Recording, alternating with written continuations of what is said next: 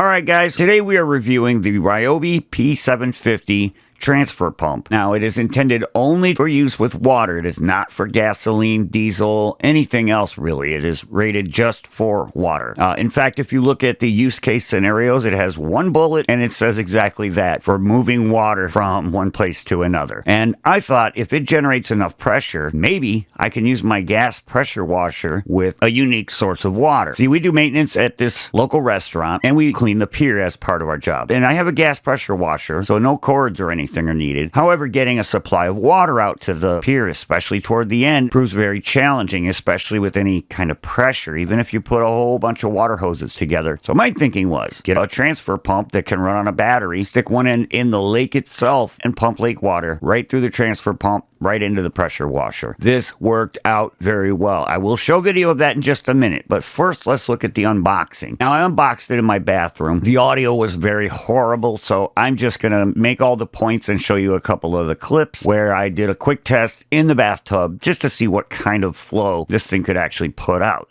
You know, numbers are one thing, but actually hooking it up and sticking your hand in front of the output is a very different thing. So I unboxed the thing in the bathroom, and I've got a very small bathroom. Forgive the rusty bathtub there. We've got some pretty crap well water here. All that aside, though, when I flipped that switch, I was very surprised there, as you can probably hear, and I'm going to include a little bit of audio from that. And yeah, it impressed me, and I thought this is gonna work. A couple weeks go by and it's time to actually go clean that pier. So we set it up and we stuck it on the middle of the pier with a couple of Irwin clamps just to keep it from vibrating itself off into the lake. It worked surprisingly well, and you should be seeing some video of my colleague Bruce actually using the thing, and it worked really well. So my overall view of this, now mind you, I don't think this is the intended purpose of this device, and it did eat through a lot of batteries. With the 4 ampere hour batteries, I believe we went through 4 of them. They last about 30 minutes, but that's to be expected with that kind of current draw. My overall impression is this thing is fantastic. It is staying with me at all times, and when we need to do a pressure wash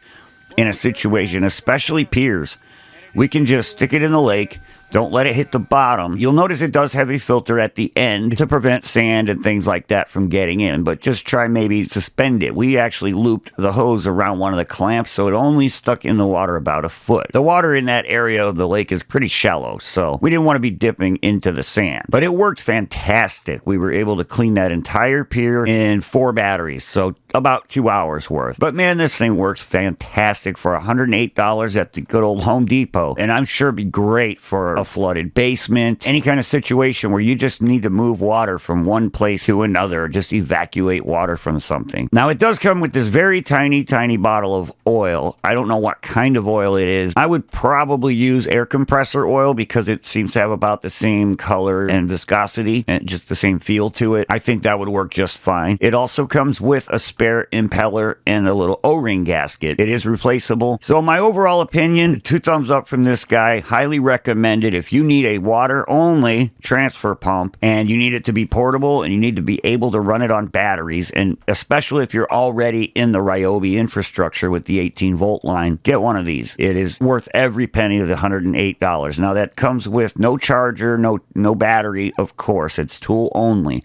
It does come with a hefty 18-volt power supply, though, so you can just plug it in. You don't necessarily need a battery. So there we have it, folks. If you like this review, post a comment, hit that like button, and hit that subscribe button. I've got more tool reviews coming up. Yes, most of them happen to be Ryobi because I've got a big infrastructure of Ryobi tools, but I review other stuff as well. Lots more coming. Thanks for watching.